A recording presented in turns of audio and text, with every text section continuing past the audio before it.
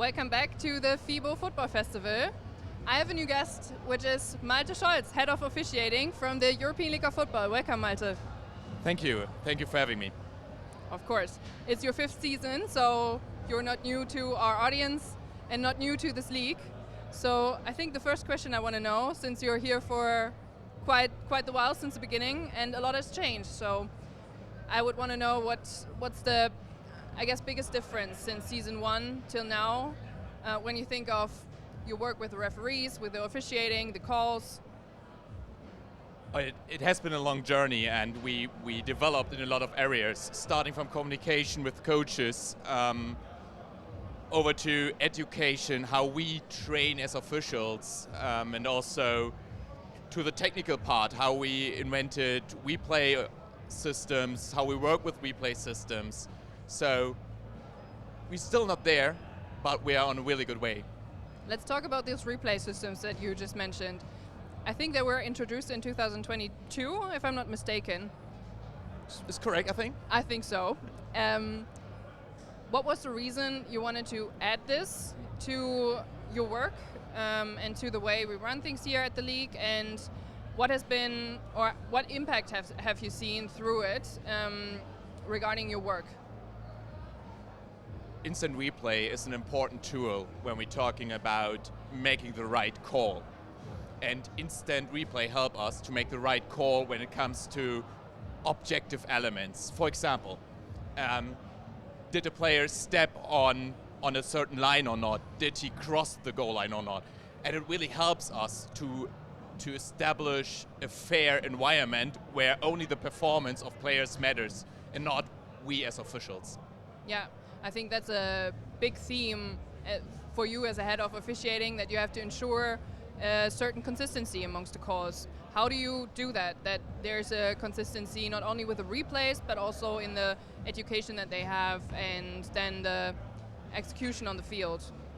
I think that is a really important aspect and a really good question, because it shows that we have both. First, aspects which are objective. Did the player touch the ball or not? But second, we have fouls where we as officials have a certain discretion to decide whether or not, for example, in a holding, it was a material restriction or not.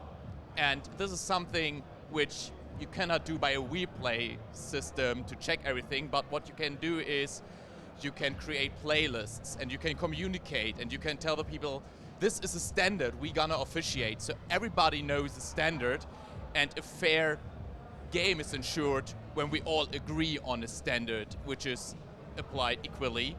However, of course, whenever somebody has some discretion, there are slight differences, but by playlist communication, we want to narrow it down to just a small way for officials, so we make consistent calls and we ensure a fair game.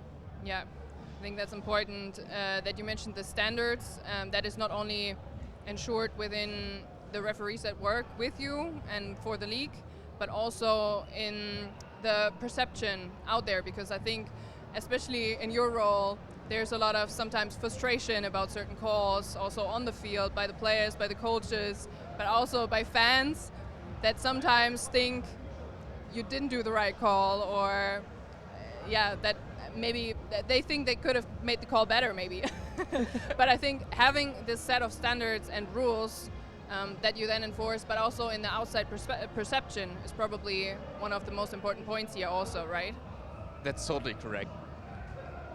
In the end, of course, whenever there's discretion, I mean, definition of holding is a material restriction, so now we can discuss what is a material restriction. Correct. In the end, we as a league must say, this is the standard, and this is what we will understand as material restriction, and we need to communicate it. And of course, I can totally understand this game is about emotions, and it's the right of every fan to be emotional, to fight for her or his team, and this is what makes football so great and what we experience day by day. But in the end, I really only can ask for not asking yourself what is the best for me or what I have called in that situation, but rather maybe go for, is this call understandable? And if yes, maybe accept it, because you do not lose a game by just one call in the end. Correct. Yeah. I think emotions we want to still ensure with the league, but your role is the rules, and let's talk about the rules. I think there will be some changes coming, as far as I know. Yes, we changed again the free kick, the kickoff, and we go now with the NFL rules again. So we followed the XFL when this league was established, and we had this new way of kickoff being established, where we lined up the restraining line and the teams 5 yards from each other, and the NFL adopted it, and now we want to be consistent with the NFL again. We do not want like 3 different rules set, which are kind of similar, but we want that fans know what they can expect and what they're gonna see. So we aligned it, and we are really happy that we now found an international standard in free kicks. Okay, so the motivation to change the rules according to NFL rules is more about consumer perception, or are there other reasons why you would want to change the rules? Both. So first of all, we changed the rules because player safety is our main objective we want to ensure. And we saw that this kickoff really ensures player safety because we do not have this high-speed collisions anymore. Yep. And we now see that the NFL proved our theory. So the statistic the NFL have really demonstrate that we were right with adopting this kickoff. And now again, there are only slight differences between the NFL rules and our rules. So then you can think about what is the best for the visitors, for the fans out there. And this is, again, align it, make it similar, so a fan understands what happens on the field. Okay, interesting.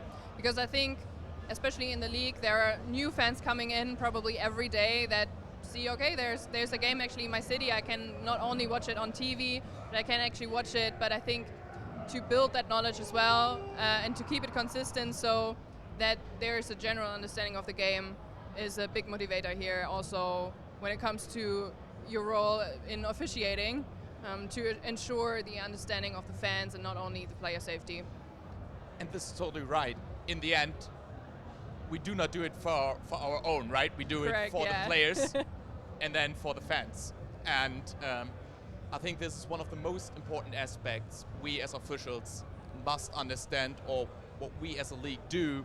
We understand who the stakeholders are, and this is an important aspect when we are drafting the rules. Yeah, I just mentioned that it's now your 5th season that you're going into, so you've been here from the beginning, and you've had some memories, I guess, throughout the years that you've been working here in the league. What was your most memorable moment so far? It has been in season 1 when I had the championship game, and after the game, the head of medical of the league came to me and said, "Hey, Malte, here's a fan." And you know what? He came here with his father. He has cancer. They drove, I don't know, like 800 kilometers just to see the game. And this little boy just wanted my flag. And I was like, you can get everything from me. Take my shirt, take my flag. And I think that are the moments why we're doing it. Of course, it's about the sport, but it's also about the little stories we experience day by day. Yeah, of course, and I think then it comes full circle here that you can connect the emotions that the fans want, that the game needs with your rules and with your job, which is, I think, amazing when it kind of connects and you can share this moment with a little boy that just wants a flag from a referee. And it shows you how thankful we all can be having this opportunity to promote the sport, but also to enjoy such wonderful games. Yeah, of course. We talked a lot about calls and rules, and I think sometimes watching football there are some crazy calls. What's the craziest call from a fan perspective that so many fans wouldn't maybe understand, but of course the players and the coaches do understand why you make this call, but maybe from a fan perspective, what was the craziest call so far you had to make in the league? So it was in Vienna. Okay. And we had 2 fouls which were enforced on a try. which resulted in that we omitted a free kick. So there's a really, really rare case where we never thought it will happen. Turns out it did.